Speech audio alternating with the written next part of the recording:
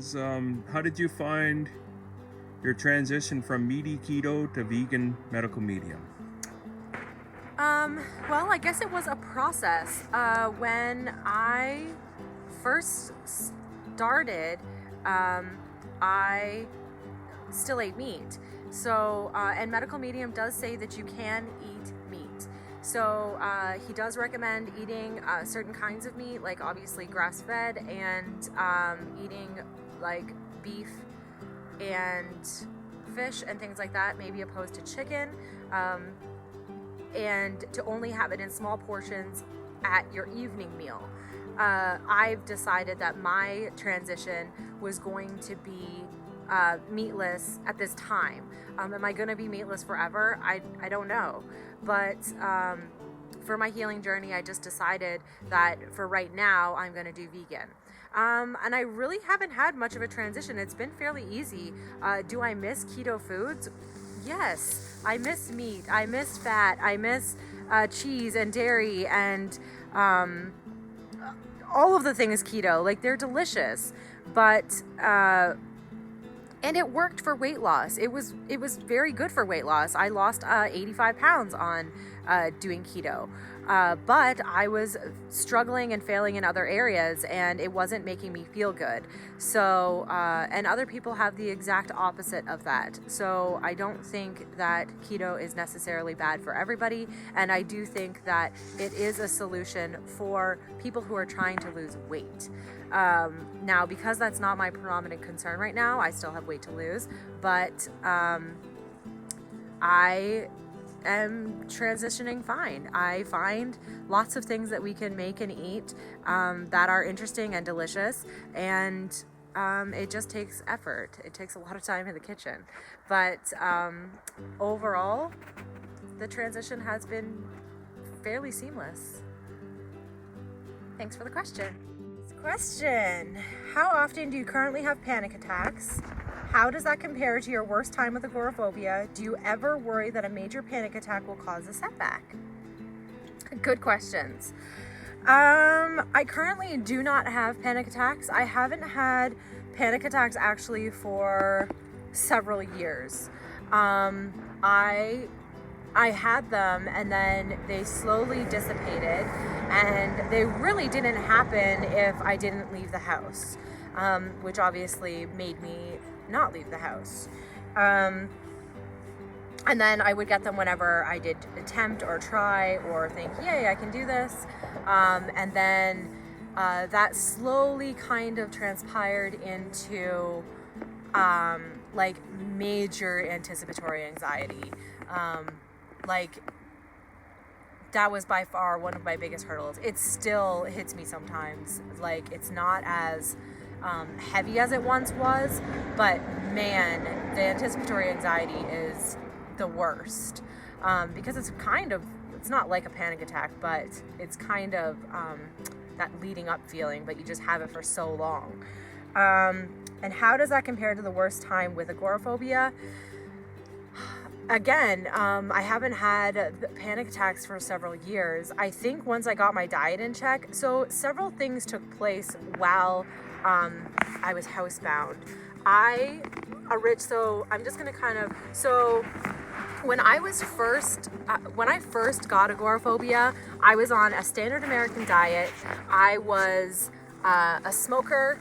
I drank Diet Pepsi like it was going out of style, and I did not lead a healthy lifestyle whatsoever at all. There was no exercise.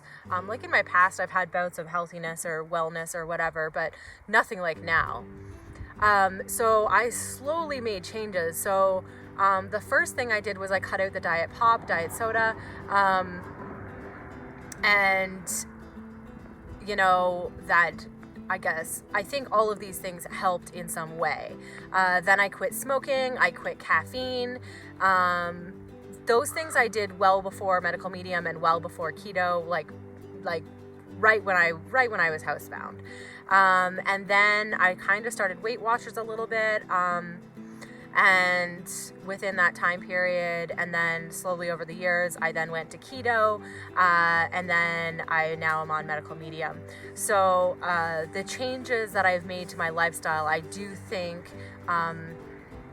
definitely help the panic attacks, because I think that some of those panic attacks are induced by lifestyle, or by what is you're consuming. And do I ever worry about a major panic attack will cause a setback? That's probably one of my bigger fears. It's something definitely in the back of your head, and that's definitely one of the reasons why you don't push yourself further and further, is because you are terrified that panic attack is going to happen, and that is the one thing that you don't want to happen.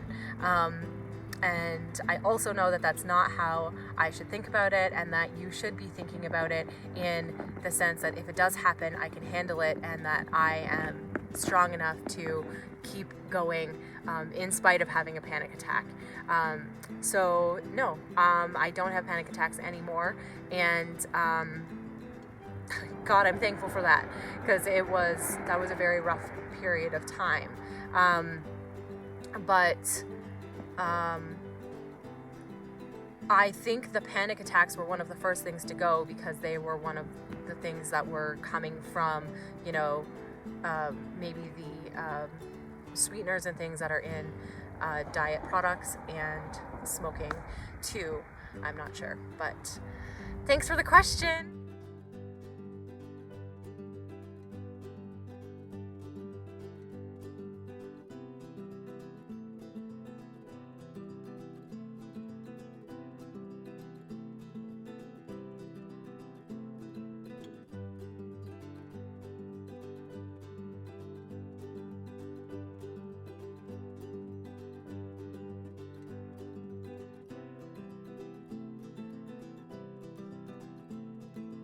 What did your husband say when you first started staying home? Did he tell you not to stay home, or did he assure you that he would do all the shopping and take care of all the outside world things? My husband has been nothing but supportive. There's obviously moments and anger and emotions that go into all of that, but overall, so I'll just kind of give a backstory to that. When I first got agoraphobia, he was gone to work for 3 months. So he was gone for an extended period of time, and he is normally gone for extended periods of time. So he is gone for 20 days at a time for his job. So now prior to this, that's not the kind of job he had. So when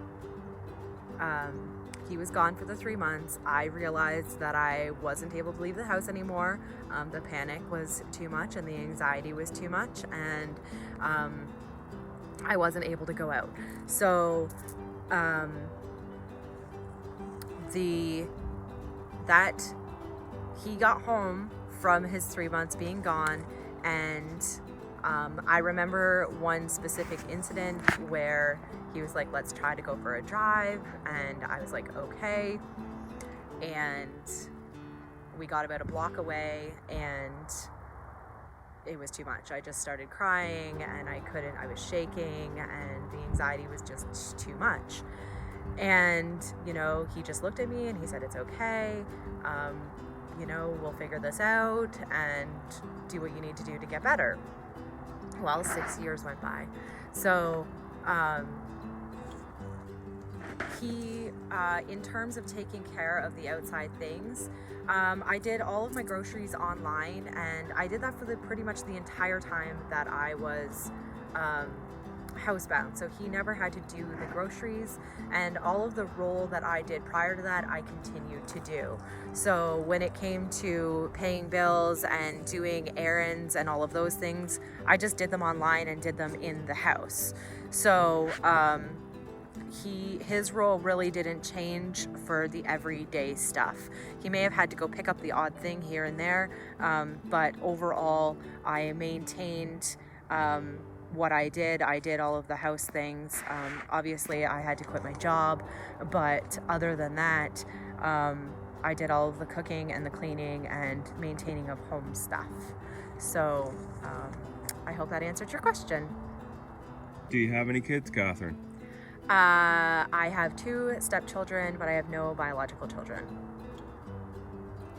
Does anxiety have anything to do with not having kids?